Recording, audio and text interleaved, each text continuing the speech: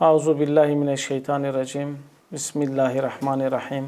Elhamdülillahi Rabbil alemin. Esselatu vesselamu ala Resulina Muhammedin ve ala alihi ve ashabihi ecmaîn. Amin. Alemlerin Rabbi olan Allah'a hamd, bize hidayet rehberi olarak göndermiş olduğu Resulullah Aleyhisselatü Vesselam Efendimiz'e salatu ve selam, tevhid mücadelesi veren bütün peygamberlere selam, Peygamber Efendimiz'in o kutlu mektebinde yetişen bütün sahabelere selam, dünyanın her yerinde İslam mücadelesi veren bütün tevhidi Müslümanlara, sizlere, bizlere selam olsun inşallah. Evet, siyer konusuna artık yavaş yavaş yaklaşıyoruz. Resulullah Aleyhisselatü Vesselam Efendimizin bereketli hayatına doğru geliyoruz. Ancak konuya başlamadan önce bir cümle söyleyeyim. Konunun sonunda da aynı cümleyi inşallah tekrar edeceğiz. Biz yaşadığımız toplumda cahiliyeyi iyi analiz edebilirsek, doğru dürüst tanıyabilirsek, inanın bugün her zamandan daha çok dinimize sahip çıkmamız gerektiğinin farkına varırız. Bu dini savunurken daha ciddi olmamız gerektiğini anlarız ve hani gözlerimizin nuru akıncaya kadar da okumamız ve hakikaten bu dini hakkıyla anlayabilmemiz için de çaba sarf etmemiz gerekiyor. Çünkü bu dava gerçekten zor ve Efendimizin dediği gibi avucunda kor ateş taşımak gibidir. Kor ateşi taşımanın ne olduğuna sonunda Efendimizin hadisiyle değineceğiz inşallah. Bir Müslüman Resulullah Aleyhisselatü Vesselam Efendimizin hayatını incelemeden önce mutlaka onun sallallahu aleyhi ve sellemin yaşadığı coğrafyayı, o coğrafyadaki toplumu, cahiliyenin hangi koşullarda ortaya çıktığı ve o cahiliye içerisinde insanların nasıl bir yaşantı içerisinde olduklarını bilmeleri lazım. Eğer cahiliyeyi tanımazsa bir Müslüman, cahiliyenin ne olduğunu anlamazsa İslam'ın da değerini anlayamaz. İslam'ın nasıl bir zorlukla o cahiliye ile mücadele ettiğini, insanları nasıl karanlıkların zulmünden aydınlıklara, İslam'ın nuruna taşıdığını ve bunu yaparken de ne bedeller ödediğini, ne zorluklar çektiğini anlaması imkansızlaşır. Peygamber Efendimiz'i bu yüzden hayatını işlemeden önce onun gelmeden önceki dünyanın durumunu, yaşadığı coğrafyanın koşulunu ve cahiliyenin nasıl bir hale geldiğini anlamamız açısından inşallah bugünkü sohbetimiz onun üzerine olacak. Zaten bu söylemiş olduğum uslubu metodu da Kur'an-ı Kerim'de Allah Teala da aynı uslup ve metotla anlatıyor bize. Nasıl bir anlatım? Şöyle bir örnek vereyim. Hatırlarsanız Musa Aleyhisselam'ın kıssasını anlattığımız zaman Allah Teala Kassas suresinin ilk ayetlerinde, daha ilk ayetlerinde Musa Aleyhisselam'ın getirmiş olduğu davetin ne olduğunu anlatmadan Firavun'u tanıtıyor. Firavun'un nasıl biri olduğunu, Firavun'un nasıl halka zulmettiğini ve Firavun'un tabaasının, oradaki halkın yaşayış biçiminin ne olduğunu bize anlatıyor. Onları bize anlatıyor ki Musa Aleyhisselam ile göndermiş olduğu tevhid akidesinin değerini daha iyi anlayabilelim. Kasas suresinin 4. ayet-i kerimesinde Allah Teala şöyle buyuruyor. İnne firavune ala fil ardi ve ceale ehla eşya'an yested'ifu taifeten minhum yuzebbihu ebnaehum ve yestahyi nisa'ehum innehu kana minel mufsidin. Gerçek şu ki Firavun yeryüzünde büyüklendi, hiç hakkı olmadığı halde ululandı. Sonra halkları sınıflara ayırdı. Sınıflardan birini güçsüz düşürdü. Onların erkek çocuklarını kesip öldürdü. Kız çocuklarını da serbest bırakıyordu. Kuşkusuz Firavun yeryüzünü fesada veren bozgunculardandı diyor Allah Teala. Yani Allah Teala Musa Aleyhisselam ile göndermiş olduğu dinin muhteviyatını, o muhteşemliğini anlatmadan önce oradaki zemini bize anlatıyor. O zemini bilelim ki onun yerine gelecek olan, inşa edilecek olan tevhid akidesinin değerini anlayabilelim. Ne bedellerle geldiğini, neleri değiştirdiğini ve nasıl güzelliklerine taşıdığını anlayabilelim diye Allah Teala da Kur'an-ı Kerim'de böyle bir uslup, böyle bir metot izliyor. Peki Allah Teala niye böyle bir şekilde öncelikle bize Firavun'u anlatıyor? Sebeplerinden bir tanesi de şudur. Kur'an-ı Kerim'deki bu metotta istiyor ki mümin kulları önce şerri tanısın ki hayrın değerini anlayabilsinler. Eğer Müslüman şerrin ne olduğunu bilmezse hayra nasıl muvaffak olur? Yani belki hayır işlediğini zannederken şer işleyecek. Bakın dün yaşadığım bir örneği anlattım size. Bir Müslüman iş adamı arkadaşımız bana bir mesaj attı. Attığı mesaj da gazetesinin çok meşhur yazarlarından Müslüman bir yazarın anlattığı Hazreti Ömer'in bir olayı. Hani Hazreti Ömer sahabeleri toplamış, siz ne yapmak isterdiniz imkanınız olsaydı? Kimi işte bu ev dolusu kadar altınım olsaydı Allah'a yolunda infak etseydim.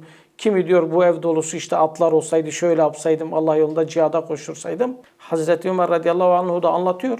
Diyor ki keşke benim de Ebu Ubeyde İbnül Cerrah gibi, Muaz bin Cebel gibi ve Ebu Huzeyfe gibi adamlarım olsaydı da Allah yolunda onları cihada gönderebilseydim. Bunu söylüyor Hazreti Ömer. Şimdi bu yazar almış bu yazıyı, aslında şerrin ne olduğunu da bilmiyor ya. Şerri de tahlil etmemiş, anlamamış. Şöyle yorumluyor. Böyle uzun uzun bir yazı yazmış. Diyor ki bakın önemli olan insan biriktirmek. Bakın böyle dostlar lazım bize. Bakın bu dostlarla iyi sohbet edebilmeli, iyi gününde beraber olmalı, mutlu gününü onlarla paylaşmalı. Kötü gününde sana destek olmalı, hastalıklarında yanında olmalı. Hatta sen ölürken senin tabutunu taşımalı. Adam böyle anlamış. Adam şunu bilmiyor. Hazreti Ömer'in aslında anlatmak istediği şu. Aha böyle samimi, dini çok iyi anlayan ve Allah yolunda büyük bedeller ödemeyi göze alan böyle şerefli adamların sayısı çok olsaydı da ben Allah'ın dinini başka beldelere yaysaydım. Başka beldelere Allah'ın dinini yaymak için yola çıktıklarında başlarına gelecek musibetlere, tutuklanmalara, hapsedilmelere, kılıçlarla bedenlerinin doğramalarına ve öldürülüp Allah yolunda şehit olmaya asla korkmadan bu yolda devam edecek yiğit tevhidi Müslümanlara ihtiyaç var. O yolda onları görevlendirseydim diyor.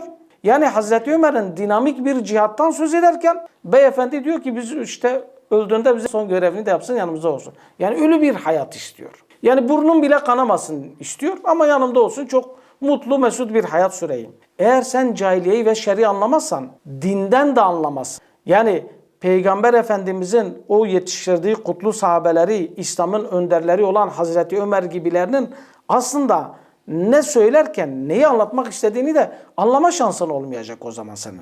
Bu konuda Allah Teala da istiyor ki bizim şerri çok iyi tanımamızı ve şerri çok iyi tanıyalım ki cahiliyeye karşı da kendimizi muhafaza edelim. En'am suresinin 55. ayet-i kerimesinde şöyle buyuruyor.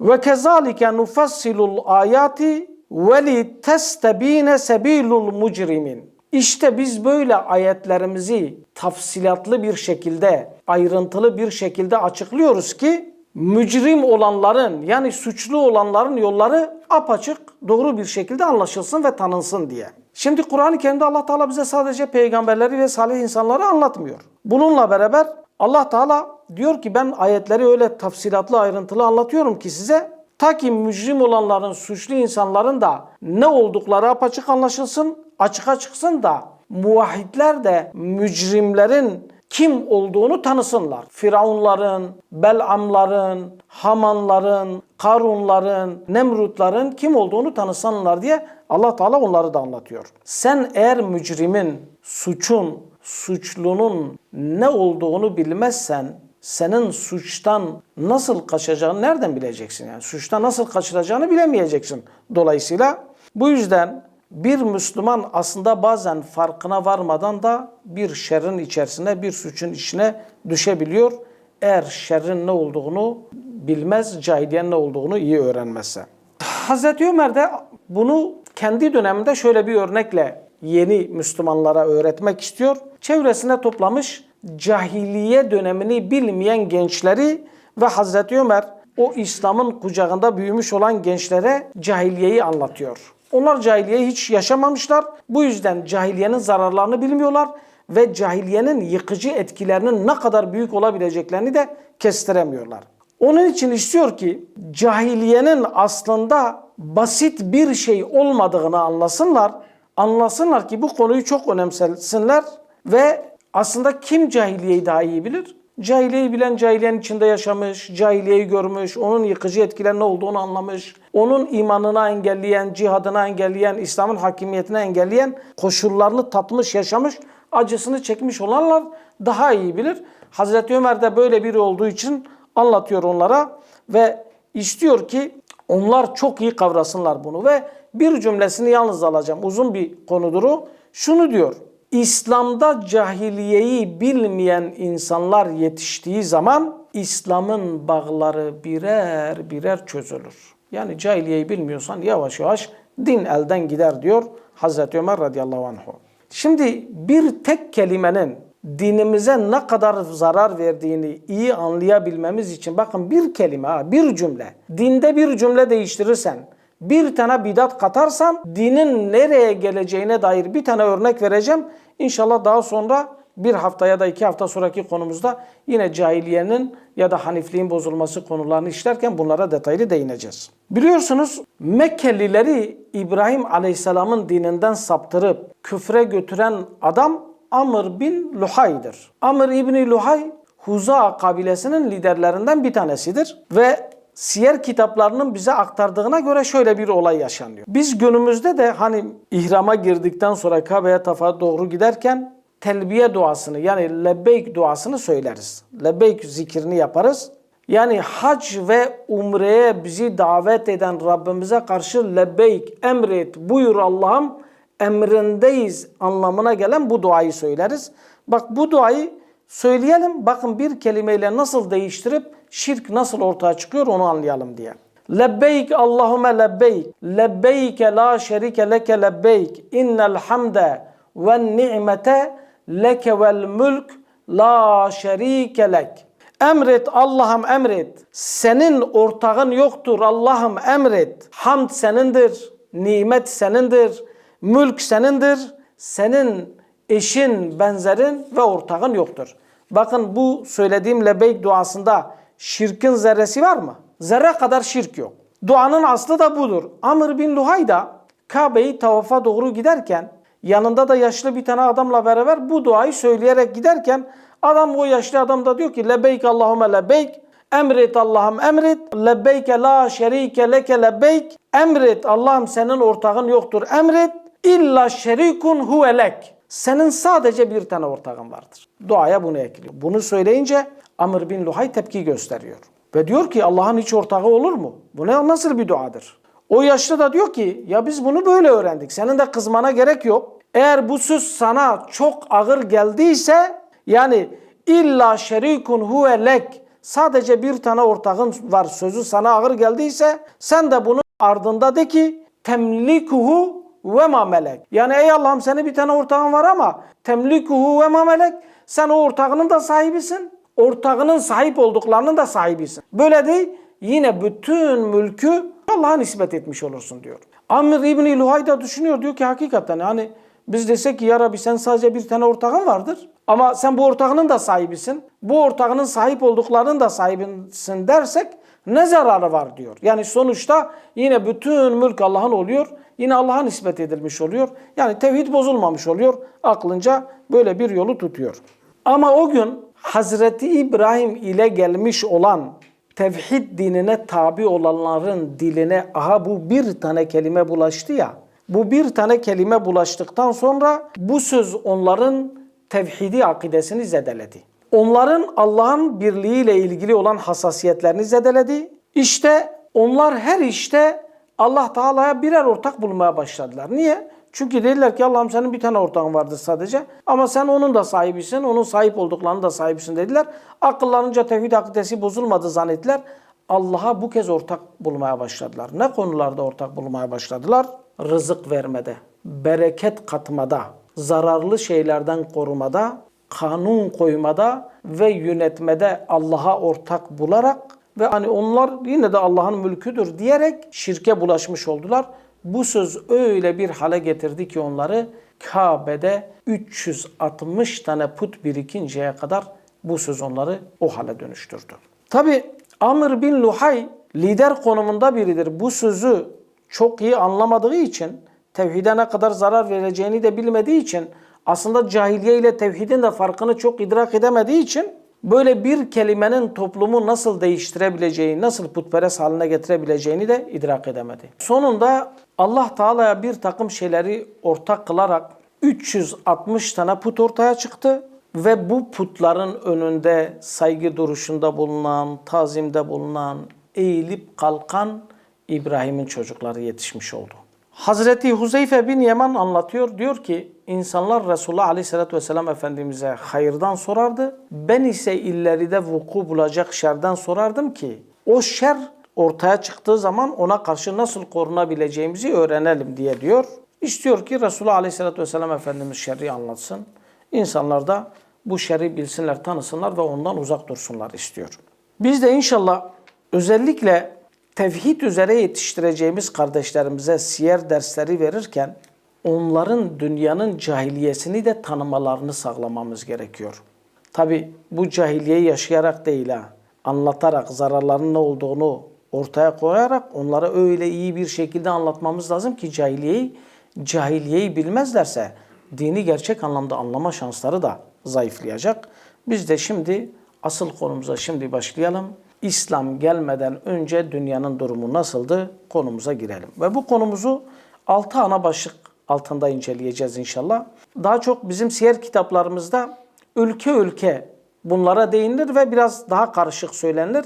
Biz aslında bütün ülkeleri baz alarak 6 ana başlık altında birincisi bütün bu dünya ülkelerinde inanç sistemi nasıldı? Örneklendirmeler yaparak anlatacağız. İkincisi insanların sınıflara bölünmesi, kas sistemleri nasıldı? Üçüncüsü kölelik olayı ülkelerde nasıl olduğunu anlatacağız inşallah. Dördüncüsü mezhep kavgalarına değineceğiz. Beşincisi İslam öncesi dünya ülkelerindeki ahlaki çöküntü durumuna değineceğiz. Ve altıncısı son olarak da adalet ve güvenlik konularına değineceğiz. Yani dünya ülkelerindeki adalet nasıldı ve güvenlik durumu nasıldı? İnsanlar güvende miydi, değiller miydi diye.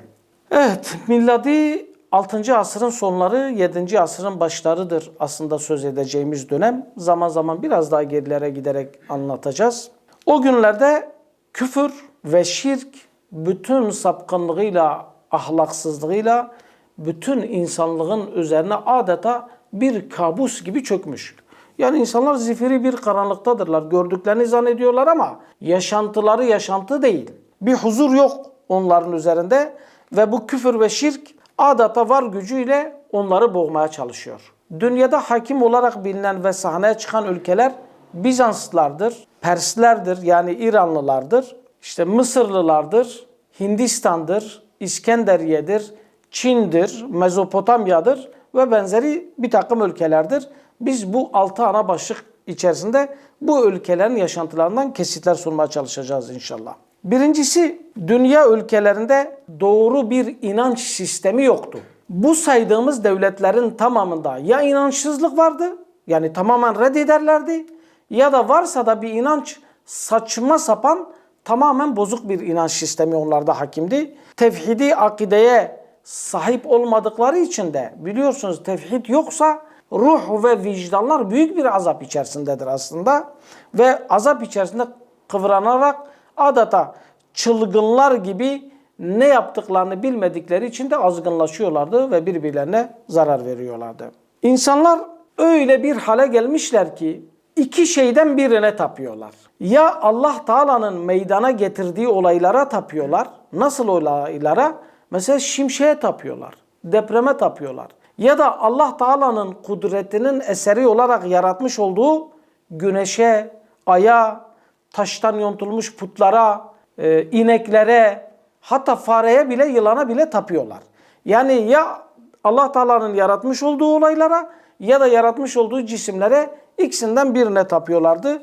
İnanç sistemi bütün dünyada böyleydi. Gelin birlikte Doğu Roma İmparatorluğu, Bizans'ta dini durum nasıldı? Birlikte onu inceleyelim. Doğu Roma aslında putperest bir toplumdur. Felsefe ve sanatla uğraşan bir toplumdur. Birkaç tane ilahlarını sayalım. Thor adını verdikleri şimşek ve gök gürültüsü tanrısı var. Zeus dedikleri işte en büyük tanrıları dedikleri gökyüzü tanrısı var. Bir de buna bir tane de kadın vurmuşlar bu Zeus'a. Maya adını verdikleri bir tanrı adını vermişler. Bir kadın tanrı. Poseidon denizlerin ve depremlerin tanrısı. Hades yeraltı tanrısı. Hephaistos demircilik ateş tanrısı. Ares savaş tanrısı. Hermes aslında Zeus ve Maia'nın oğludur ama bu gök tanrısı Zeus'un oğlu olduğu için onun habercisi olarak da anıyorlar onu. Tanrıların en kurnazı olarak onu anıyorlar ve en hızlısıdır sözde hani haber getirme anlamda öyle görüyorlar. Ondan sonra Afrodit var. Aşk ve güzellik tanrıçası olarak geçiyor. Romalılardaki bunun karşılığı Venüs'tür. Athena var, bilgelik ve savaş stratejisinde sorumlu tuttukları ve aynı zamanda barış tanrıçası olarak gördükleri bir tanrıça. Apollon var, işte ışık, sanat, şiir, okçuluk, tıp, yani sağlıkla ilgili tanrıça olarak görüyorlar. Bizanslıların durumu ne zamana kadar böyle? Hazreti İsa'nın göğe kaldırıldıktan sonraki 300 yıla kadar durumu böyle. Bakın Hazreti İsa gelmiş, Allah'ın dinini anlatmış, onu öldürmeye çalışmışlar. Allah Teala göğe kaldırmış. Bizanslılar yine Hazreti İsa'nın dinine tabi olmamışlar. 300 yıl geçmiş, 300 yıl sonra Hristiyanlığı resmi din olarak kabul etmişler. Peki niye kabul ediyor Bizanslar bunu? Yani Hristiyanlığa inandığı için kabul etmiyor aslında. Bakıyorlar Hazreti İsa'ya iman edenlerin sayısı gün be gün artıyor. Ve onun dinine sımsıkı sarılıyorlar. İşkence ediyorlar, bırakmıyorlar. Öldürüyorlar, bu dini terk etmiyorlar. Tutukluyorlar, terk etmiyorlar. Her türlü zulmü yapıyorlar. Yine bunların dinini terk etmediklerini görünce bakıyorlar ki bu din onlar için tehdit oluşturmaya başladı. Bu dine karşı çıkmaktansa bu dini kendi kontrolümüze alalım diyorlar ve şunu diyorlar. Bizim resmi dinimiz Hristiyanlıktır. Hani bazıları da diyor ya bizim resmi dinimiz İslam'dır diyorlar. Niye? Bak bizim resmi dinimiz Hristiyanlıktır diyor. Ki bundan sonra kilise papazlarını biz atayacağız. Onlar bizim emrimizde çalışacaklar. Ve siz de serbest olarak istediğiniz ibadeti yapabilirsiniz. Bir tek şartla. Devlete kafa tutmayacaksınız.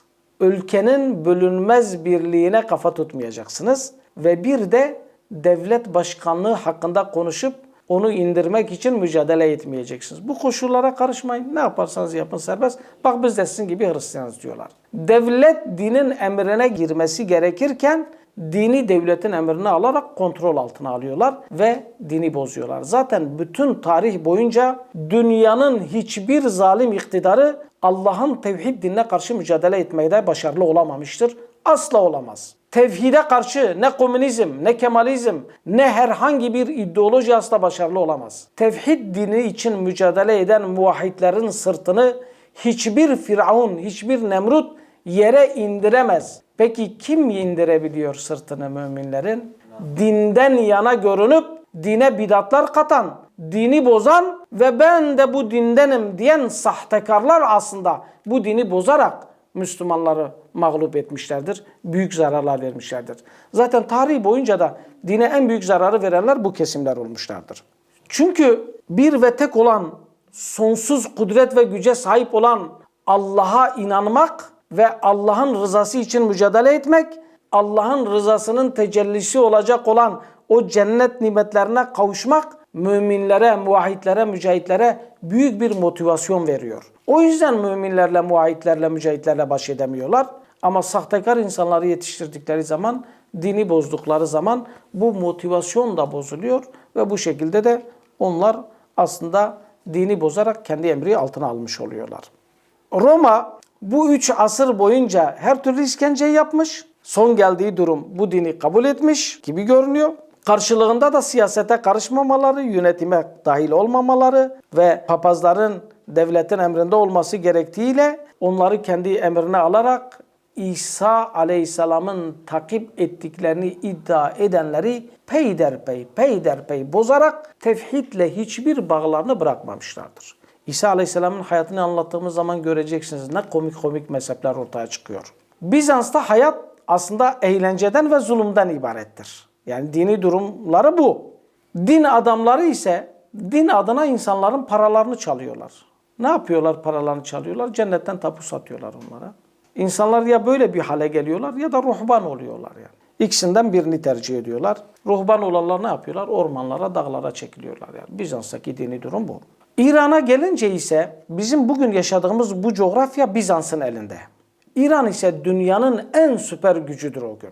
Hem buradaki Bizanslarla savaşıyor hem ta Orta Asya'da en uzaklarda olan o zamanki Türklerle de kesintisiz bir savaştadır. Onlarla da savaşıyor.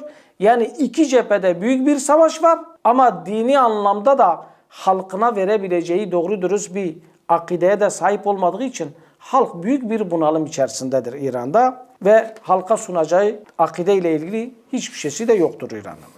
O gün İran'ı yöneten Kisra haşa Allah'ın soyundan olduğunu kabul ettikleri için Kisra'yı Allah'ın yeryüzündeki gölgesi olarak kabul ediyorlar. Bugün İran'da var olan İmamiye görüşü dedikleri, yani imamlarının ismet sıfatına sahip oldukları, masum olduklarını, günaha işlemediklerini, aslında bu sapık inançtan kaynaklanan bir bozulmanın da ürünüdür. Tabii bunu dengede ne kadar götürebilecekler bilmiyorum ama sıkıntılı bir durum bugün de hala biraz akidevi konuların içerisinde yer almaktadır. Yani resmi ve radikal İran'dan söz ediyorum. Bozuk fırkalardan söz etmiyorum. İmamiye görüşü şu an resmi görüşü olduğu için bunu söylüyorum. Haşa, Allah'ın soyundan kabul etmiş oldukları Kisra'ya herkes hizmet etmek mecburiyetindedir. Herkes onun emrinde olmak zorundadır. Yani Kisra ne kanun çıkarırsa çıkarsın, insanlar o kanuna boyun eğmek zorundadırlar. Ve Kisra o halkı nereye yönlendirirse yönlendirsin gidecekler. Hangi savaşa gitseler gitmek zorundadırlar.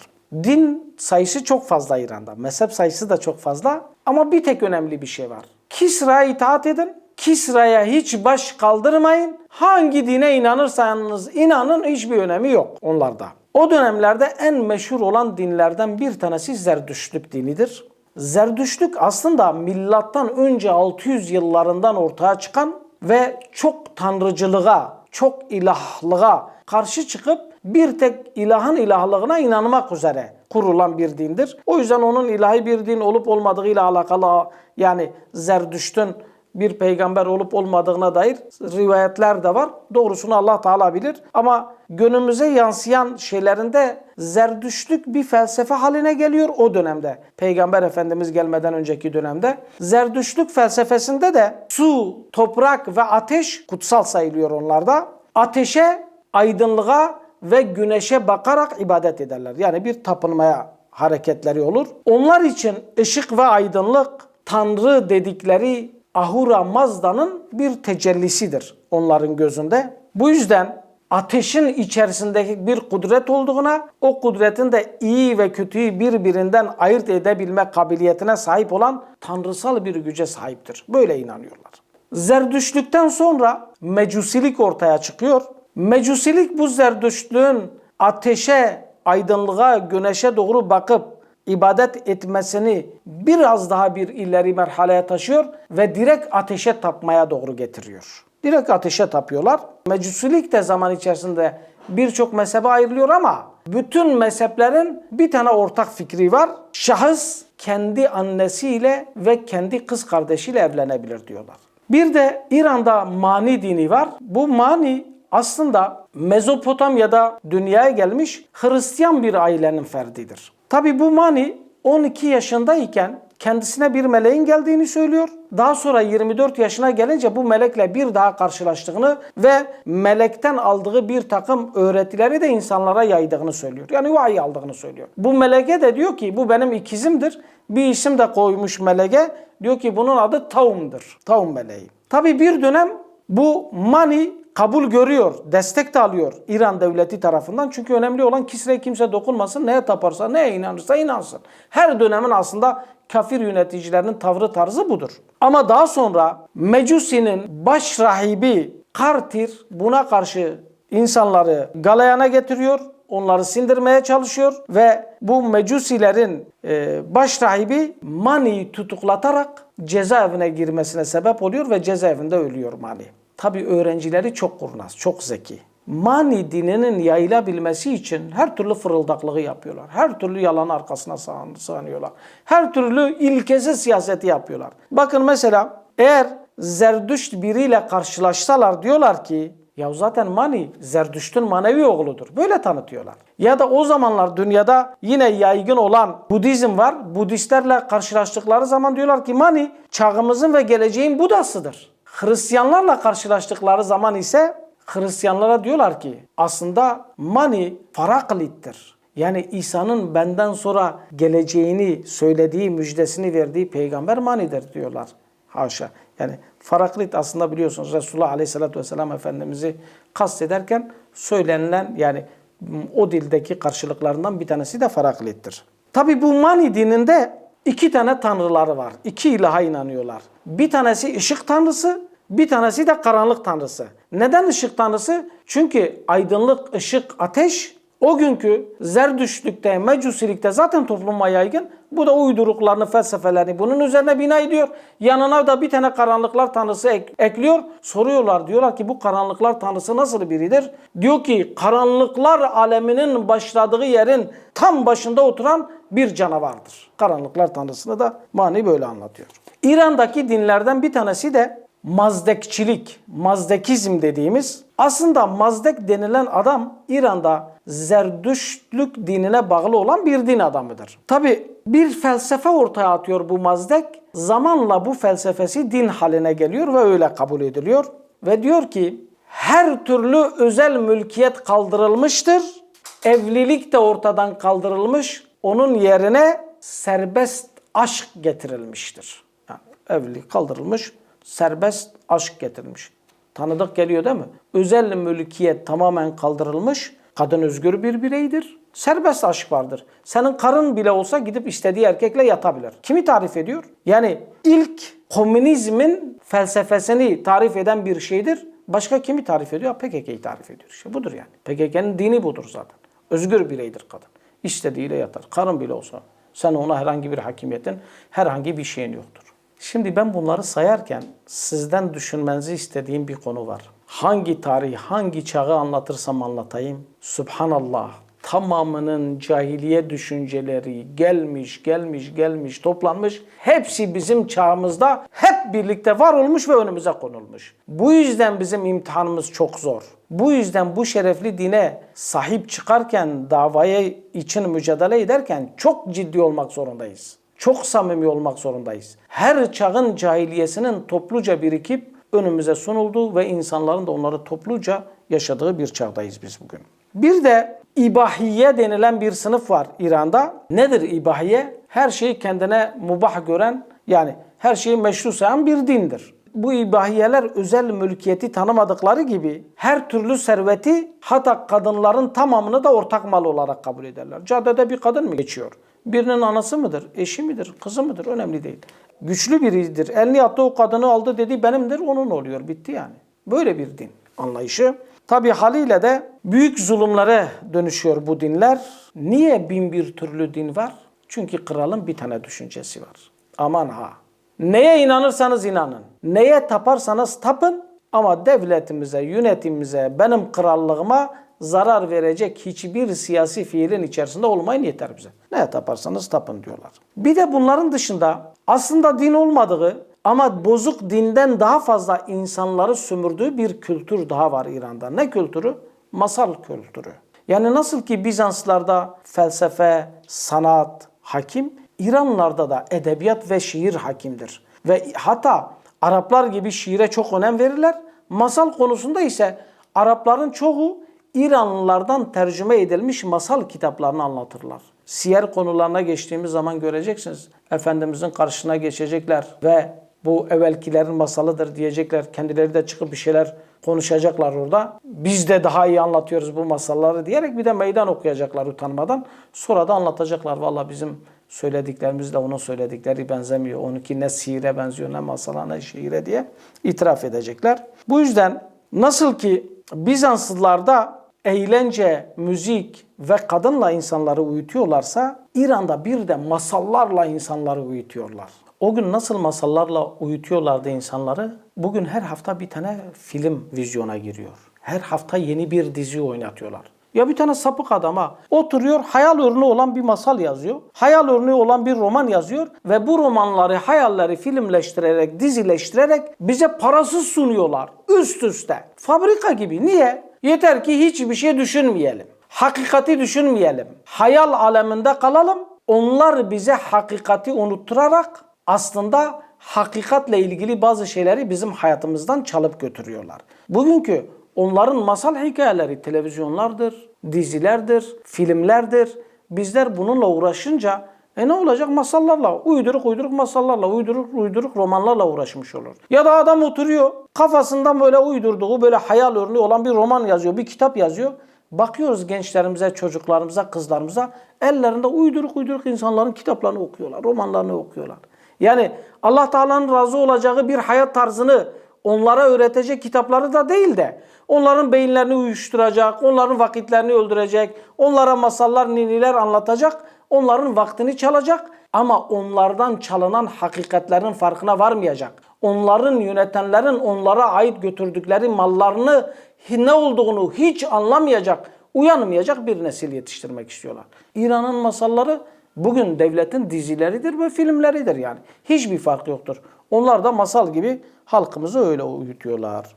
Yani diyorlar ki al sen bu gerçek olmayan hakikatlerle oyalan, gerçek olan hakikatleri biz götürelim mala. Biz götürelim de siz de uyuyun bunlarla oyalanın kendinize diyorlar. İran'daki dini durum bu.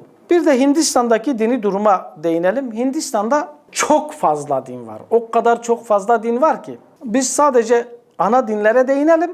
Bir de dini yaşantılar nasıl olduğuna dair birkaç örnek verelim yeter. Hinduizm en çok hakim olan dinlerden bir tanesidir o günkü Hindistan'da. Hinduizmin 3 tane ilahı var. 3 tane tanrıya inanıyorlar. Rama, Shiva ve Vishnu adını verdikleri tanrıları var. Tabi bunların dışında da çok fazla inandıkları ilahları var ama en önemsedikleri bu 3 tanesidir. Tabi güneşi, ayı, nehirleri, dağları, ineği, yılanı, fareyi bunları da önemsiyorlar. Bunları da ilah kabul ediyorlar. Hindistan'da olan başka bir din Sihizm denilen din. Bu Sihizm dininde ilahlarının bir insan olduğunu düşünmezler. Ancak bütün insanların ilahın oğlu olduğuna inanırlar. Nasıl Allah'ın oğlu olduğuna, Allah'la irtibatta olduğuna inanıyorlar bütün insanların? Tıpkı bizim tarikat şeyhleri gibi. Yani hakikaten duyduğumuzda tüylerimizi ürperten şeyhlerin Allah Teala'yla direkt bir şeyde olduklarını, direkt bir ilişkide olduklarını, Allah Teala ile konuştuklarını, görüştüklerine dair şeyler söylüyorlar. İnsanların tüylerini ürpertiyor. Aynı ha. Sihizmin al Sihizmi getir Türkiye'deki tarikatların kafasına geçir. Aynı şey. Bir de yine bir benzerliği var Sihizmin Türkiye'deki tarikatlarla. Sihizm dinine bağlı olanları çok iyi tanırsın. Onlar hiç konuşmazlar. Sessiz sakin dururlar. Onları diğer dinlere bağlı olanlardan ayırmak çok kolaydır. Saçlarını, sakallarını kesmezler. Bayağı uzatırlar onları. Öyle renkli, canlı kıyafetlerdense çok sakin kıyafetleri tercih ederler.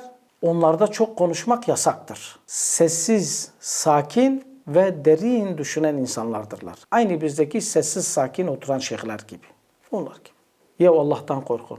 Küfür ve şirk bütün toplumumuzu perişan etmiş bir haldeyken, zulümün girmediği köy, mahalle kalmamışken sen bugün konuşmayacaksın da Şeyh Efendi sen ne zaman konuşacaksın? Sen bu zulümlere karşı sesini çıkarmayacaksın da ne zaman çıkaracaksın? Aslında konuşmamalarının sebeplerinden bir tanesi de şudur. Şeyhleri insanlara çok kutsal varlık olarak yutturmaya çalıştıkları için haşa Allah Teala ile rabıtada oldukları, Allah Teala ile görüştükleri, Allah katında torpillerinin olduklarını, müritlerinden istediklerini şefaati yaparak cennete götürebilme gücüne, kudretine sahip oldukları haşa. Böyle yuturdukları için şimdi bu Şeyh Efendi konuşta bakacaklar ki salak bir adam ya. Bundan böyle bir şey çıkmaz anlayacaklar. Bu yüzden konuşmuyorlar ve hatta çok böyle insanlar ya bu dilsizdir hiç de konuşmuyor. Acaba sesi nasıl diye merak etmesinler diye öyle çok uzun aralardan bir iki defa önüne böyle kısa bir metin getirirler. O metine bağlı kalarak okumaya çalışırlar. Onu da beceremezler. Aslında gerizekalı insanlardırlar. Konuşsalar halk onların ne mal olduklarını anlayacak. Ne kadar cahil, ne kadar aptal, ne kadar dini bilmeyen, ne kadar gerizekalı, ne kadar korkak, ne kadar küfre sessiz kalan dilsiz şeytan olduğunu halk daha iyi anlayacak. O yüzden konuşmuyorlar. Yani Hindistan'daki Sihizmin torbasını getir, Türkiye'deki tarikat şeyhlerinin kafasına giydir. İkisine bak aynı tipteler, aynı renkteler, aynı boyadalar, aynı duruştalar. Bu yüzden tıpkı aynısı gibi Hindistan'da da böyle bir inanış var. Aynısı. Bir de Hindistan'da Budizm var. Budizmin 2 tane temel kuralı var. Birincisi hiçbir şey tesadüfü değil. İkincisi yani kısaca şöyle anlatım anlaşılsın çok felsefesine girmeyeyim. Her şey bir döngüsel yapı içerisindedir. Yok oluş yoktur bu döngüsel yapının içerisinde. Sadece dönüşümler vardır. Nasıl? Mesela reenkarnasyon olayı bunlardan bir tanesidir. Yani sen işte 60 sene önce aslında bir kedi köpekmişsin de şimdi insan olmuşsun. Öldüğünde aslında eşek olarak tekrar dünyaya gelebilirsin. Yok oluş yoktur bir dönüşüm. Yani bir reenkarnasyon olayına inanırlar. Ve bu acının, ızdırabın, tatminsizliğin kaynaklarını, sebeplerini açıklamayı da ve bunları gidermeyi de yollarını göstermeye çalışmışlar. Bunun için de meditasyon dedikleri şeyi uydurmuşlar böyle. Derin düşünce, fokuslanma, derinlere dalma olayı uydurmuşlar. Bugün yoga dediğimiz zaten onların bir ürünü. Belki Hindistan'da yüz binlerce din var. Milyonlarca belki put var orada ve insanlar istediği şeye tapıyorlar. O günün Hindistan'ı. Bugüne de yansımaları var. Mesela Hindistan'da Bikaner kenti var. Bu Bikaner kentinin bütün insanları fareye tapıyorlar. Ve Karni Mata dedikleri bir fare tapınakları var. Yaklaşık olarak 20 bin tane fare yaşıyor. İnsanlar farelerle beraber yaşıyor. Farelerle beraber yemek yiyor. Farelere yemekler yediriyorlar. Hatta kente yürürken ayağını kaldırarak yürümeyi de yasaklıyorlar. Niye? Ayağını kaldırırsan Tanrı olarak kabul ettiği bir fare ezilebilir. Ayağını sürterek bu yüzden yürüyorlar. Düşünsenize, fare geliyor ona dokunuyor. Fare geliyor onu ısırıyor. Çok mutlu oluyorlar. Niye? Tanrımız bize dokundu. Tanrı'yı hissettik diyorlar. Yani böyle bir inanışları var. Böyle bir tapınma durumları var. Tabi insanların ruhları, vicdanları bir ve tek olan Allah'a hakkıyla imandan mahrum kaldığı için karanlığa gömülmüştü. O günkü dünyadaki o sahte dinlere inanan insanların durumu gerçekten içler acısıydı. Bütün dünyayı aslında tevhid inancına, Allah'ın varlığına, birliğine, tek oluşuna, eşinin ve benzerinin olmayışına davet edecek son bir peygambere ihtiyaç vardı dünya dinlerinin olduğu dönemlerde. Şimdi ikinci konumuza gelelim. İkinci konumuz bu dünya ülkelerinin neredeyse tamamında halklar sınıflara bölünmüştü, sınıflara ayrılmıştı. Değişik değişik kas sistemleri yaşanıyordu. Allah Teala'nın koymuş olduğu ölçülerden insanlar mahrum olduğu için zenginle fakir arasında bir ayrım vardı. Kuvvetliyle zayıf arasında ayrım vardı. Avamla havas arasında ayrım vardı. Ve efendi ile köle diye insanlar ayrılıyorlardı. Tabi bu zenginle fakir, avamla havas arasındaki uçurum da çok korkunç boyutta uçurumdu. Ve hani bugünkü koşullarda bunu anlamamız biraz güç. Derinlerine girdikçe inşallah daha iyi anlayacağız. Sınıflar arası bir gerginlik var ama bir sıkıntı daha var. Sınıflar arası geçiş ülkelerin çoğunda neredeyse mümkün değil. Yok. İran'da halk tabakaları var. Halklar değişik sınıflara ayrılmışlar.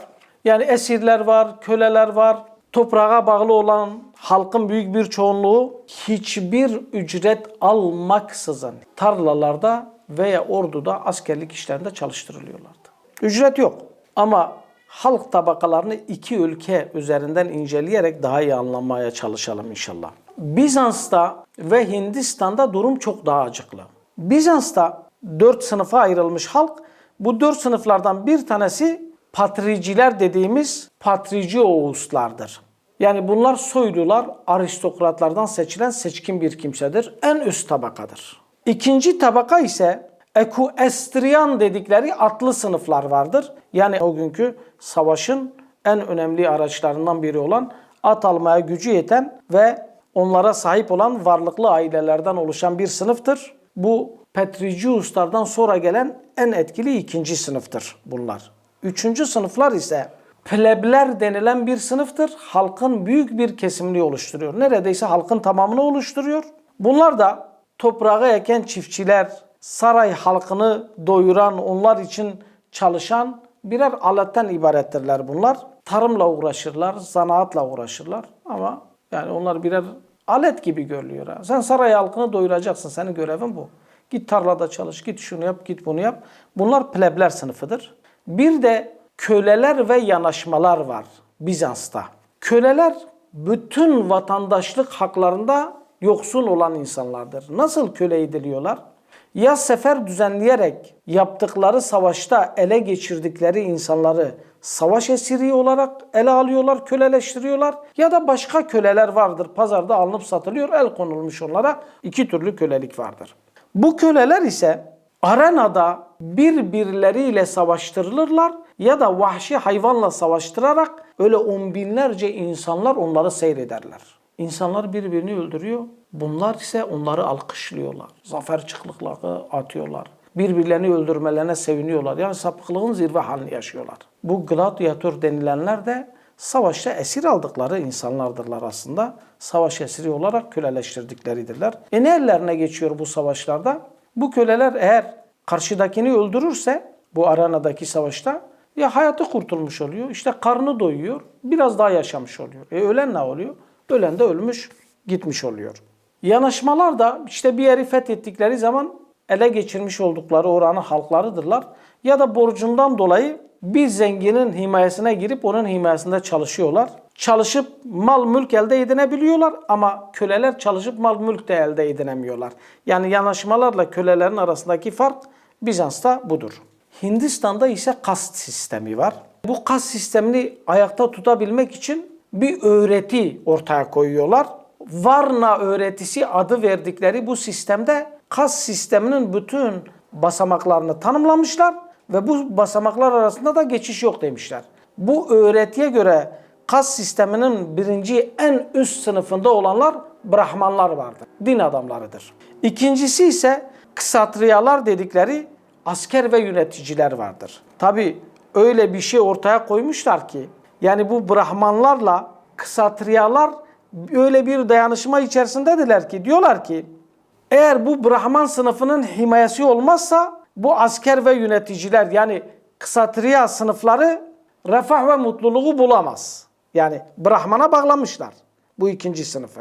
Brahman'ı da bu büyük subaylara, komutanlara, yöneticiler bu ksatriyalar sınıfında oluşuyor.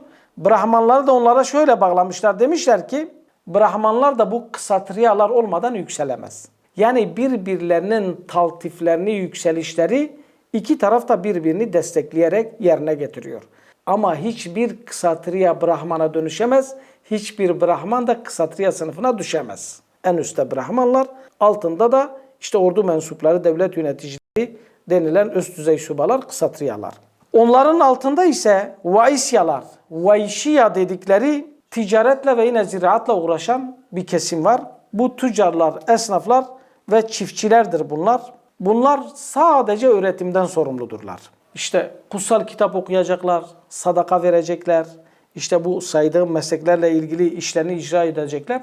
Yani orta halli tüccar kesimi budurlar ve halkın büyük bir çoğunluğu da bunlardandır.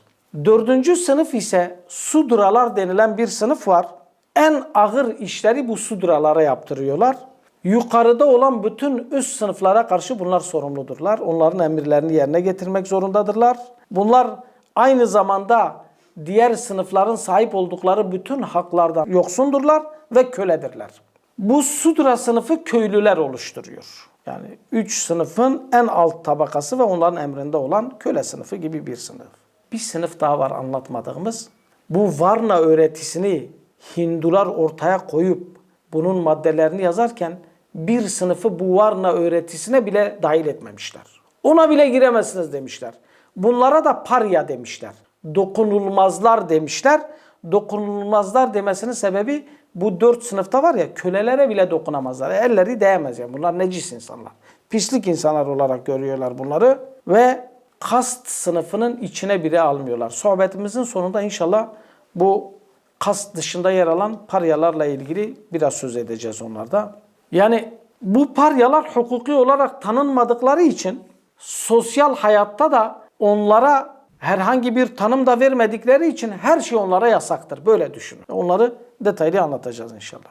Aslında dünyanın bütün ülkelerini incelediğimizde Arabistan Yarımadası hariç diğer bütün dünya ülkelerinde insanlar arası sınıf ve uçurumlardan dolayı insanlar birbirine karşı büyük bir kin, büyük bir öfke besliyorlar ve patlamaya hazır bir haldedirler. Evet, bu perişan durumda aslında insanın yeryüzünün en şerefli mahluku olduğunu ve insanların tek bir babadan geldiklerini, üstünlüğün sadece Allah'a kullukta ve takvada olduğunu, dünyalık işlerde Allah'ın adaleti, hukuku karşısında hepsinin eşit olduğunu onlara öğretecek son bir peygambere ihtiyaçları vardı.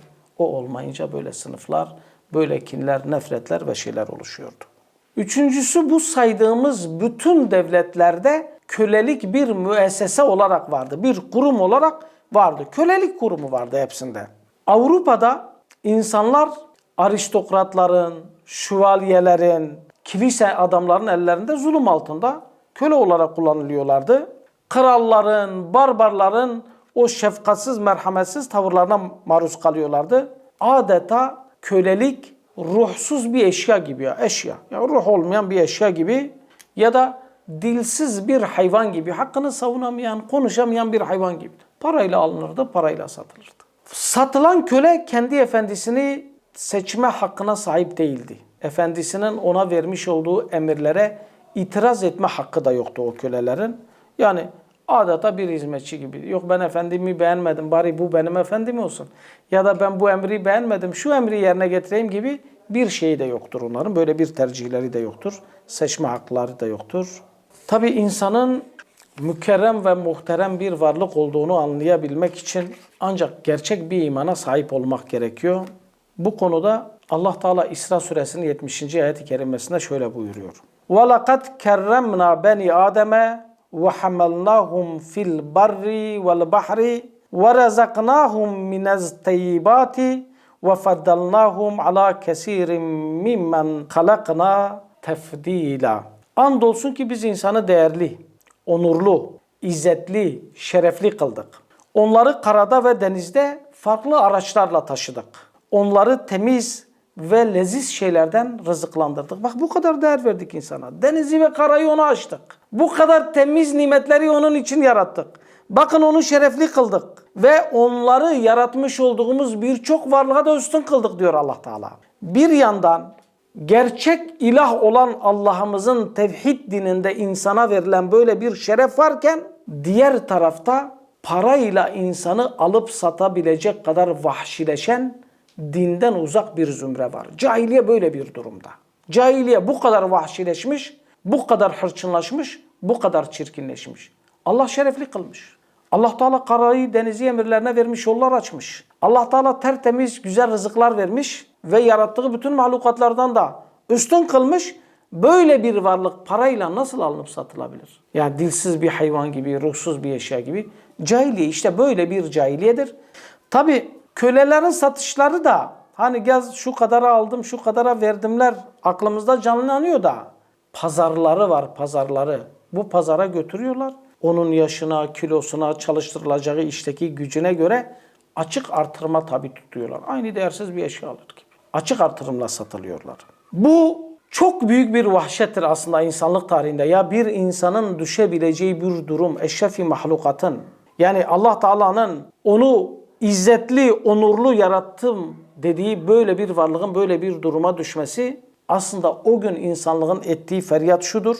Bu derin vahşete son verecek bir siracen münire olan, nur saçan bir kandil olan, rahmeten lil alemin olan, alemlere rahmet olan ve alemlere rahmet olarak gönderilen, hatemen nebiyine olan bir son peygambere insanlık ihtiyaç duyuyordu ve adeta yalvarıyordu. Ya Rabbi gönder, bir an önce göndereceğin o peygamberi ve bizi kurtarsın bütün bu şirkin, müşriklerin yapmış olduğu zorbalıklardan, zulümlerden diyorlardı.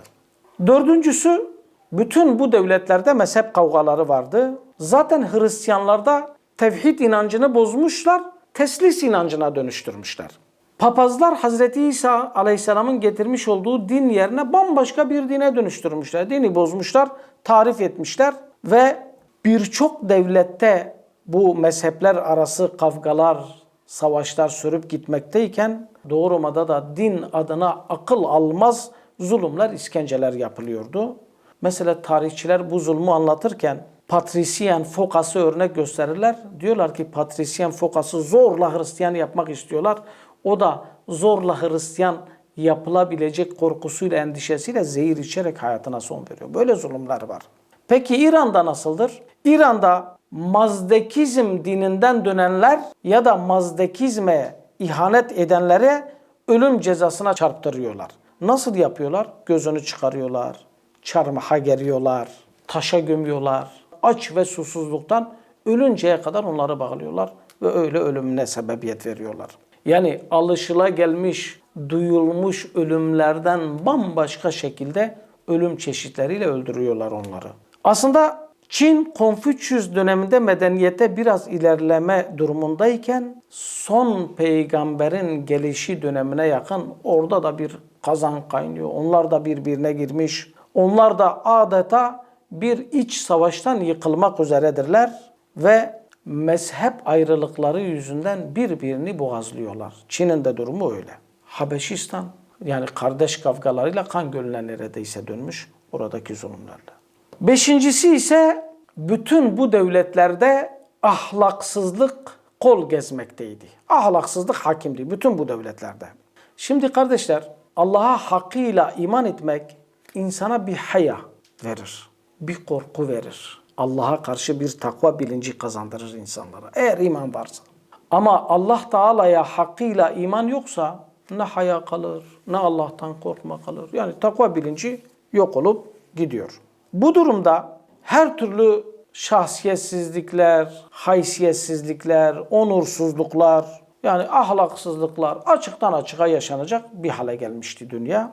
Kumar var, içki var, zevk ve sefa alemleri sıradan günlük işler haline gelmiş. Ya bugünkü işte bu ülkede olduğu gibi meyhaneler, barlar, sazlar, cazlar, televizyonlarla bu eğlenceler bütün evlere de taşınıyor.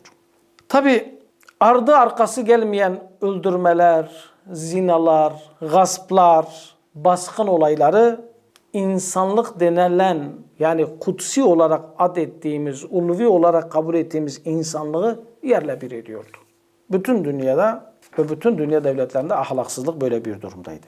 Bizans'ta, Doğu Roma'da ahlak öyle ortadan kaldırılmış, öyle silinmiş ki yani neredeyse ölü bir unsur. Ahlak ne? Ölü yani yok. Böyle bir şey. Hatta imparatorları kendi öz yeğeniyle evlenecek. Öz yeğeni ya. Yeğeniyle evlenecek. Onların nikahını ise Konstantiniye Patriği kıyıyor. Yani İstanbul'un patriği onların nikahını kıyıyor. Tabi biliyorsunuz bugünkü Avrupa'nın temellerini o günkü Doğu Roma Bizans atıyor. Yani bugün Avrupa medeniyeti köklerini bunlardan alıyor. Nasıl ki aşırı eğlenceye düşkünlük varsa bugün Avrupa ülkelerinde hayat neredeyse eğlenceden ibarettir. Eğer eğlenebiliyorsan, bağırıp çağırabiliyorsan, hoplayıp zıplayabiliyorsan, içip sarhoş olabiliyorsan, kadınlar, kızlar, şunlar bunlar yanında varsa yaşıyorsun. Eğer bunlar yoksa yaşamıyorsun. Hayat böyle hayvani bir hayat haline gelmiş, böyle yaşıyorlar. Şarkılar, türküler eşliğinde sarhoş kafalarla ne dedikleri belli olmayan hayvanlar gibi bağırıp çağıran bir eğlence türü ortaya koyuyorlar. İnsanları birbirleriyle dövüştürüp psikopatlar gibi onları izleyerek zevk alıyorlar. Eğlence böyle olmuş. Eğer eğlence hayatında varsa sen yaşıyorsun. Eğlence hayatında yoksa sen yaşayan bir ölü gibisin diyorlardı ve böyle bir kültür oluşturmuşlardı. Roma'da durum böyleydi. Romalıları eğlendirmek için demin de değinmiştim. Baskın düzenleyip ele geçirmiş oldukları savaş esirlerini, gladyatörleri kölelerle birbirleriyle savaştırır. Aslında birbirleriyle savaşanların mızrakların uzunlukları, kısalıkları, kılıçların boyları, kalkanların büyüklükleri, küçüklükleri, emsallerin nasıl birbirleriyle savaştırıldıkları, emsal olmayanların aynı grupta savaştırılmayacaklarına dair çok ciddi bir ritüeller de oluşturmuşlar. Öyle basit sen gel savaşın değil bu. Yani sikletine göre diyorlar ya, ağır siklet kilona göre savaş. Böyle bir karşılaştırma var. Ya da vahşi hayvanlarla karşılaştırmalar var. Bugün biz orada birbirini öldüren insanları seyreden on binlerce insanların bağırıp çağırıp psikopatlar gibi zevkten çıldırdıkları insanlara baktığımızda ne diyoruz? Ya ne kadar ilkelmiş, değil mi? Ne kadar ilkelmiş. Doğru. Ne kadar ilkelmiş. İyi de kardeşim sen bugün boks maçlarını televizyonda ya da bir kapalı spor salonunda izlerken ya da sen gidip bir kickboksu izlerken, bir Muay Thai'yi izlerken iki kişi birbirinin kafasını gözünü kırıyor. Sen de bundan zevk alıyorsun, bağırıyorsun, çağırıyorsun, alkışlıyorsun. Psikopatlar gibi zevk alıyorsun. Senin onlardan ne farkın var? Değişen bir şey yok ki. Aynı mantık. Orada birbirini öldürüyorlardı, burada da birbirinin kaşını gözünü patlatıyorlar yani. Değişen ne var? Eğer biz cahiliyenin ayrıntılarını bilmezsek, farkına varmadan aynı cahiliyeye ilgi duyuyoruz. Aynı cahiliyeyi seviyoruz. Kalbimize sevdirilmiş, bunu anlamayacağız. O yüzden diyorum, gözümüzdeki nuru akıtacak kadar okuyacağız bunu. Ciddiye alacağız, ciddi olacağız bu davada. Aksi takdirde bu dinin üzerinde kalma şansımız yoktur, Allah muhafaza. Eğer bir toplum Allah Teala'nın razı olduğu şekilde eğlenmesini bilmiyorsa, o toplum eninde sonunda hayvanlaşır ve küfür rejimlerinin de onları kolay yönetebilecekleri bir hale gelir. Ama eğer bir toplum Allah'ın razı olacağı, Allah'ın hoşnut olacağı bir şekilde eğlenmesini biliyorsa, yani nerede gülmesi gerektiğini, nerede ağlaması gerektiğini biliyorlarsa, küfür rejimleri bu insanlar hayvanlaşmadıkları için bu insanları kolay kolay yönetemezler. O yüzden küfür rejimleri istiyor ki biz bunları hayvanlaştıralım. Zevkle, eğlenceyle, bir takım şeylerle onları oyalayalım, hayvanlaşsınlar. Hayvani zevklere sevinsinler, psikopatlar gibi çığlık atsınlar. Şarkılar, türküler eşliğinde bağırsınlar, çağırsınlar. Sarhoş kafalarla bir oraya bir buraya sallansınlar. Biz de bu hayvanları kolay yönetelim. Devletlerin, küfür rejimlerinin, diktatör rejimlerinin, ırkçı rejimlerinin, putperest rejimlerin, zulüm iktidarlarının aslında dönüştürmek istemiş olduğu halk böyle bir halktır. Hayvan gibi yaşasınlar, bunu istiyorlar. İran'da durum bundan farklı değil tabi. İran'da evliliği ortadan kaldırıp onun yerine serbest aşk inancını getirerek evli kadınların istediği erkekle birlikte ahlaksızca yaşamalarının önünü açan ve bunu yayan Mazdekizm. Kendi annesi ve kız kardeşiyle evlenmeyi halal gören Mecusiler, hiçbir halal ve haram tanımayan, gücü yettiğinde istediği kadına kıza el koymayı mubah ve meşru sayan İbahiyeler, İran'da her türlü sapık inançlar ve ahlaksızlıklar devam ediyordu. Eğer toplum manevi bir rehberden yoksun olursa, aynen avare bir su gibi taştan taşa kafasını vurur. Her kafasını vurdukça vicdanı biraz daha gider, kalbi biraz daha gider, ahlakı biraz daha gider, onuru biraz daha gider, şerefi biraz daha gider, haysiyeti biraz daha gider. Ya toparlanacak, son peygamberin fiili önderliğinde Kur'an'a teslim olacak ya da aynen böyle rezil, şerpaze bir durumda düşecek. Allah muhafaza. İşte insanlık böyle bir durumda, ahlaksızlık batağında son peygamberi bekliyordu. Bütün dünyada beklenilen bir peygamberdi Hazreti Muhammed sallallahu aleyhi ve sellem. Şimdi 6. maddemiz, bütün bu dünya devletlerinde adaletten ve güvenlikten eser yok. Bizans'ta adalet ve güvenlik durumu nasıl? Güçlü olanlar, soylu olanlar, ellerinde imkan bulunanlar güçsüzleri, zayıfları köle olarak kullanıyorlar. Bizans'taki durum bu. Peki bu zulüm altında olan köleler kurtulmak için ne yapmaları lazım? Yani diyelim ki bu zulümden kurtulmak için o ülkenin dışına çıkmaya çalışsalar. Yani eğer köle olmasalar bile alt tabakadansalar başka bir ülkenin sınırına adımını atar atmaz boynuna bir ip takarlar, köle yaparlar. Pazarda onu köle olarak satarlar. Dünyanın her tarafı aynı. Zulüm her yerde aynı. Değişmiyor. Memleketten çıkamıyorlar. Dünyanın her tarafında zulüm var. Sığınabilecekleri tek yer var. Hristiyan olmak. Bizans'taki durum bu. Tabi o günde iki türlü Hristiyanlık var. Birincisi, siz dininizi öğrenmek için kiliseye gidiyorsunuz. Kilisedeki papaz efendi size cennetten tapu satmaya kalkıyor. Sizin paranızı alıyor. Yani insanları sömürüyor. Birinci Hristiyanlık anlayışı öyle. Tevbe suresinin 34. ayet-i kerimesinde Allah Teala onların bu durumunu şöyle izah ediyor. Diyor ki: Ya eyyühellezine amenu inne kesiren minel ahbari ve ruhbani le ye'kulune emvalen nasi bil batili. Ey iman edenler! Bu ahbarlar, Yahudi hahamları ve ruhbanlar, Hristiyan papazları birçok insanın mallarını hakları olmadan alıp yiyorlar. Ve yesudune an sabilillahi ve onları Allah'ın yolunda çevirmektedirler. Allah Teala ayet-i kerimede o hahamların ve papazların insanların malları nasıl sömürdüklerini anlatıyor. Peki Allah Teala niçin bunu söylüyor biliyor musunuz? Bunlar tapu satıyorlar ya, şöyle bir şey var. Haksız yere almaların sebeplerinden biri şu. Ya bir günah işlemiş bu. Günah çıkarmak için gidiyor oraya. Diyor ki papaz efendi ben günah işledim. Papaz da diyor ki senin günahının af olabilmesi için, senin tövbenin kabul olabilmesi için sen şu kadar altın vereceksin. Sen bu altını ver, tertemizsin, kurtulup gideceksin diyorlar. Bizim burada nasıl? Bizim burada ise adam günahkardır. İçkicidir, uyuşturucu bağımlısıdır, başka bir günahı var. Tövbe etmek için 1000 kilometreden fazla yol alıyor. gidiyor ta şeyhin mekanına ya da şeyhin bir temsilcisinin yanına gidiyor. O zaman Bizans'taki Hristiyan papazlar Kur'an-ı Kerim'de Allah Teala'nın emir buyurduğu ve anlattığı gibi onların haksız yere mallarına el koyuyorlar. Şimdiki o papazların bizdeki bozuk temsilcileri bu şeyh efendiler ne yapıyorlar bunları? Ya bir tas çorba içiriyorlar, marketten bir sürü alışveriş yaptırıyorlar onlara. Ve orada kaldıkları süre içerisinde markete alışveriş yaparken var ya, kutsal bir görev yerine getiriyorlar gibi yapıyorlar. Başka nasıl yapıyorlar? Bir de onları götürüp bedava tarlalarda çalıştırıyorlar. Ya senin alt tarafı verdiğin bir tas çorbadır ha. Bir de alıp götürüyorlar, inşaatlarda bedava çalıştırıyorlar. Hatta bizim sohbetlere gelenlerden bir tanesi şöyle anlatıyordu. Diyordu biz gittik. Dediler ki işte inşaatta çalıştırılacaksın. Bizi götürdüler. Akşam baktık zordur. Sonra biz dedik yapmayacağız. Biz geri geldik. Ertesi gün bizi tekrar götürdüler. Oraya gittik. Baktık ki oradaki işler bitmiş. Sonra bize şöyle dediler.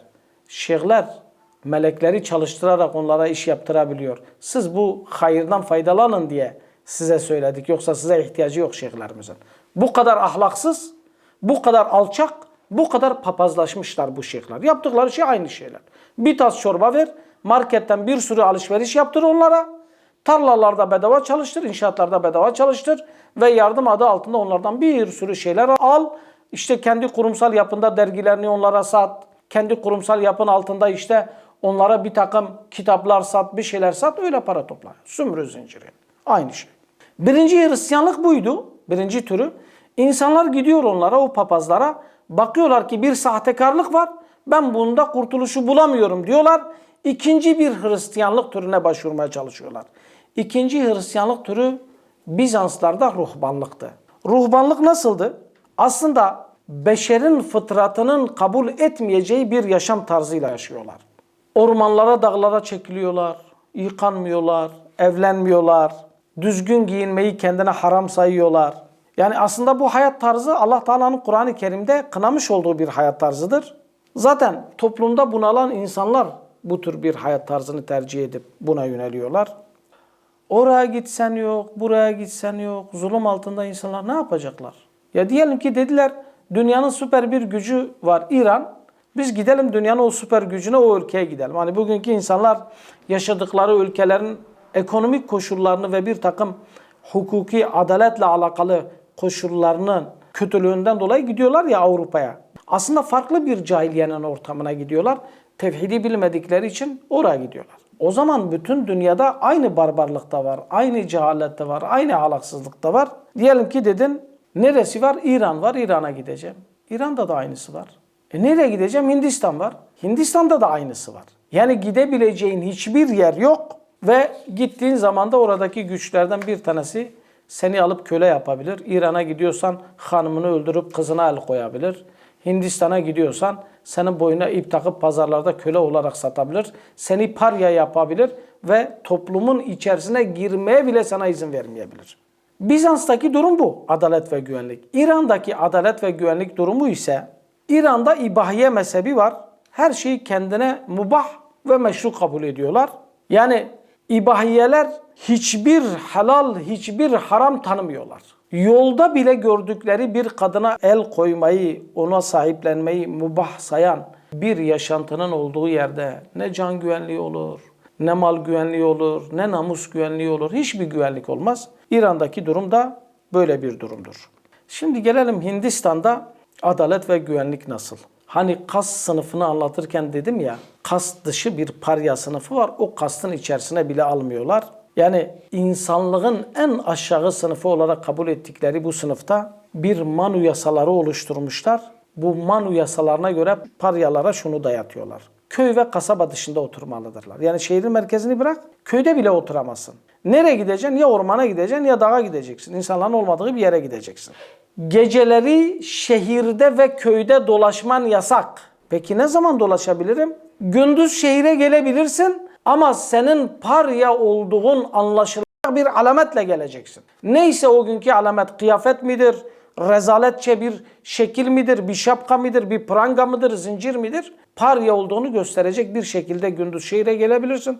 Akşam vakti gece asla şehirde, kasabada bulunamazsın diyorlar. Nasıl elbise giyebilirler? Biri öldü mü, ölüden kalan elbiseleri yalnız giyebilirler. Yeni bir elbise alamazlar. Sadece ölüden geriye kalan elbiseleri giyebilirler. Peki bir ormanda yaşıyorlar, bir dağda yaşıyorlar. Kendilerine hayvan da alamazlar mı? Hani beslesinler, hayvanla geçimini temin etsinler. Alabilirler hayvan. Sadece eşek ve köpek alabilirler. Bunun dışında hayvan sahibi de olamazlar. Bu kast sistemi içerisinde bulunan hiç kimseye dokunamazlar. Necis kabul ediliyorlar. Dokunamazsın. Değemez bile senin elin onlara. Bu yüzden paryalara dokunulmaz sınıfı da deniliyor. Peki görevleri nelerdir? Biri öldüyse, kimsesizse onun cenazesini taşıyabilirler. Yani kimsesizlerin cenazelerini kaldırmakla yükümlüdürler. Ve kast sistemi içerisinde yer alan insanların yapmayacakları en kötü görevleri bunlara yaptırırlar. Yani kölelerin bile yapamadıkları en kötü işleri bu parya sınıfına yaptırırlar. Hindistan'daki kast sistemi bu. Hiçbir şekilde hayatınızı değiştirme şansınız yok. Diyelim ki köle bir anadan doğmuşsanız siz de kölesiniz. Değiştiremiyorsunuz. Diyelim ki Brahman bir babadan doğmuşsanız siz de Brahmansınız. Kast sistemi içerisinde hangi yapıdaysanız o yapıyı değiştirme şansınız yok. Ölünceye kadar o yapıdasınız. Tabi burada şöyle bir durum var.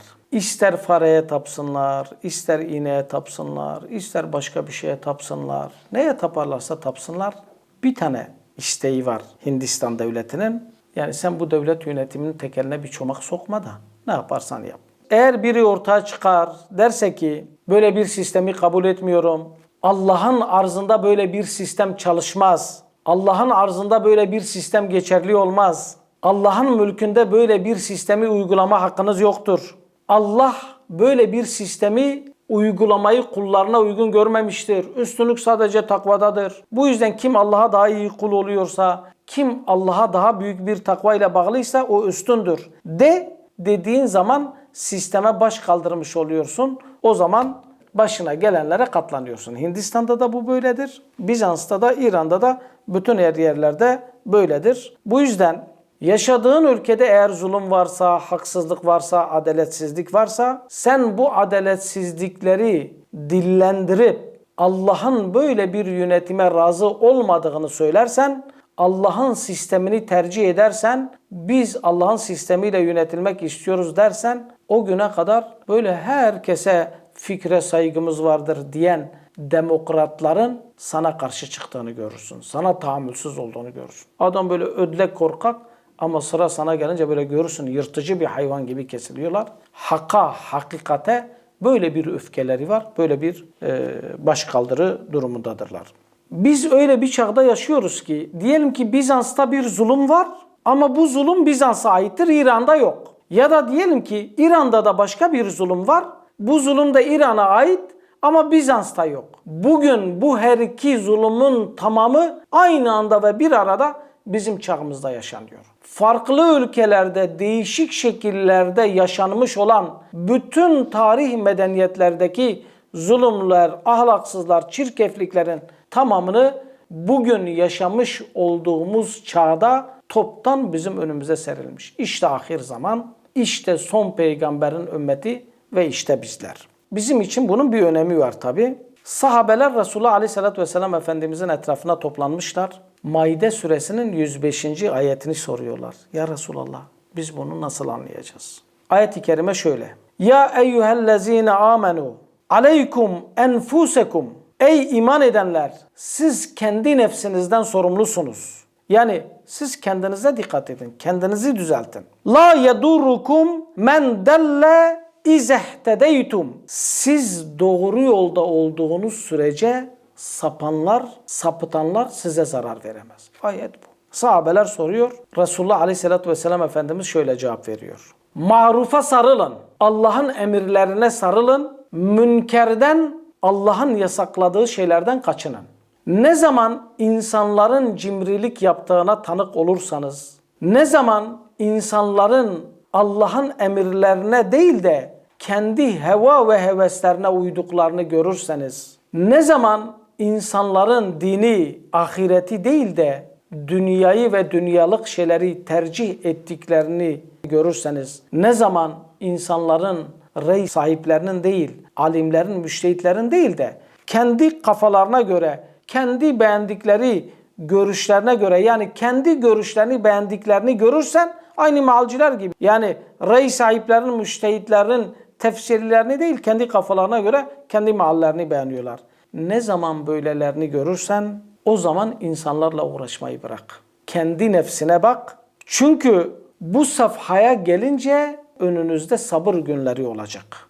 Şimdi biz hadisi yarım alırsak, buraya kadar gelirsek insanları bırak. Ya bunların hepsi bugün var mı? Var. İnsanlarla uğraşmayı bırak, kendi nefsine bak. Çünkü sen de gideceksin diyor. Aslında insanlarla uğraşmayı bırak derken daveti terk et, cihadı terk et, tebliği terk et. Bunu demiyor Efendimiz. Sen de gidiyorsun, sen de. Çünkü sen öyle bir fitne ortamındasın ki sen cahiliye ile İslam arasındaki farkı anlayamayacak bir düzlemdesin sen artık.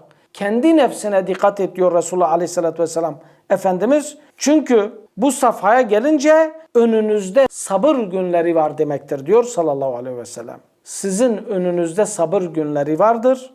O günlerde insanın dinini muhafaza etmesi avucunda kor bir ateş taşıması gibidir. Ne demektir bu? Sen bu ateşi taşısan eli yanacak. Ateşi atsan ondan mahrum kalacaksın. Yani sen bu dini avuçlarında taşısan onun için bedel ödemeye kalkacaksın. Bu din seni ateş gibi yakacak. İftiraya uğrayacaksın, saldırıya uğrayacaksın. İnsanların kin ve nefretine karşı karşıya kalacaksın. Belki tutuklanacaksın, belki şehit edileceksin. Ateş gibi olacak bu dine sahip olman. Avuçları yakacak bir ateş gibi olacak. Ama sen bu dini terk edersen dinsiz de kalacaksın. Böyle bir zor günü Efendimiz bize anlatıyor ve şöyle bir müjdeyi veriyor. O günlerde dini tatbik eden Müslüman onun gibi çalışan 50 kişinin ecrini kazanacaktır. Sahabe şaşırıyor. Ya Resulallah, kendi aralarındaki kişilerden 50 kişinin ecrini mi kazanacak? Hayır diyor. Sizlerden 50 kişinin ecrini kazanacak diyor sallallahu aleyhi ve sellem. Yani bu zamanda İslam için çalışan, yeryüzünde cahiliyeyi kaldırıp Allah'ın dinini, Allah'ın şeriatını hakim kılmaya çalışan her bir Müslümana Resulullah Aleyhisselatü Vesselam Efendimizin müjdesiyle buyurduğu gibi 50 tane sahabe mükafatı vardır. Biz böyle bir çağdayız. Zaten sahabe ile aramızdaki açığı nasıl kapatabiliriz? İşte böyle bir zor dönemde dinimize sahip çıkarak ancak bu açığı kapatabiliriz. Bugün Müslümanların işleri gerçekten zordur. Çünkü cahiliyenin her türlüsüyle karşı karşıyayız. Müslümanların toplumu ıslah ederken kendilerine rehber edindikleri tevhidi yolu öğrenirken can kulağıyla dinleyecekler. Eğer biz can kulağıyla bu dini dinlemezsek, gözümüzün nurunu akıtarak okumazsak bizim zaten cahiliye ile İslam farkını anlayamayacağız ve birbirine karıştırmış olacağız. O yüzden dünyanın hiçbir yerinde cahiliyenin bu kadar komplike bir şekilde insanlara sunulmadığı bir çağdayız biz ve eğer biz canla başla çalışmazsak, hakikaten böyle can kulağıyla dinimizi öğrenirken dinlemezsek, gözümüzün nurunu akıta akıta zorla okumazsak bizim bu komplike cahiliyenin içerisinde imanlı bir şekilde hayatımızı sonuna kadar götürebilme şansımız yok. Bir yerde tökezleriz Allah muhafaza. Parayı buluruz tökezleriz, arabayı buluruz tökezleriz, büyük bir şey kazanırız tökezleriz, bir şekilde düşeriz ve ebedi cehennemliklerden Allah muhafaza dökülenler olur. Bakın kardeşler, Musa aleyhisselam gelmiş İsrailoğullarına dini anlatmış, onlarla uğraşmış. Resulullah aleyhissalatü vesselam Efendimiz gelmiş Mekkeli müşriklerle uğraşmış. Allah Teala peygamberler, salih insanlar göndermiş, Hindularla uğraşmış. Ama biz öyle bir çağda yaşıyoruz ki aslında bütün bu peygamberlerin, salihlerin uğraşmış oldukları cahiliyenin tamamıyla uğraşmak zorunda olacağımız bir çağda yaşıyoruz. Onunla muhatabız. Belki çok iddialı bir söz olacak ama geçmiş toplumlardan hangisini incelerseniz inceleyin, o toplumda yaşayan cahiliyenin bir benzeri, bir farklı versiyonu, belki de daha fazlasını bugünkü toplumumuzda var olduğuna tanık olacaksınız. Araştır. Bakın göreceksiniz. Var.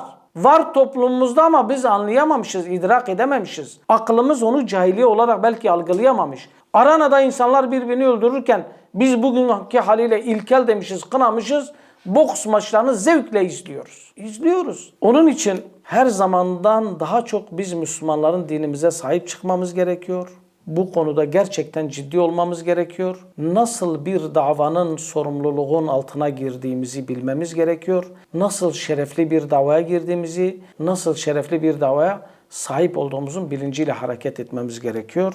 Allah Resulü sallallahu aleyhi ve sellem sahabeye bile diyor ki, sizin yaptığınız bir şey değil, asıl sabır göstermesi gereken, asıl ciddi olması gereken sizden sonra gelecek olanlardır. Bizi işaret ediyor Resulullah Aleyhisselatü Vesselam.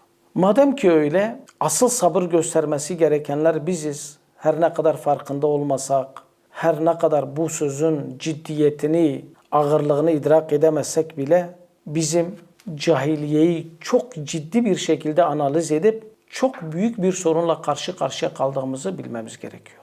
Aksi takdirde böyle şu normaldir, bu küçüktür, bir şey olmaz diye aslında dinimizin cahiliye ile karışık bir versiyonu yaşamak zorunda kalmış olacağız.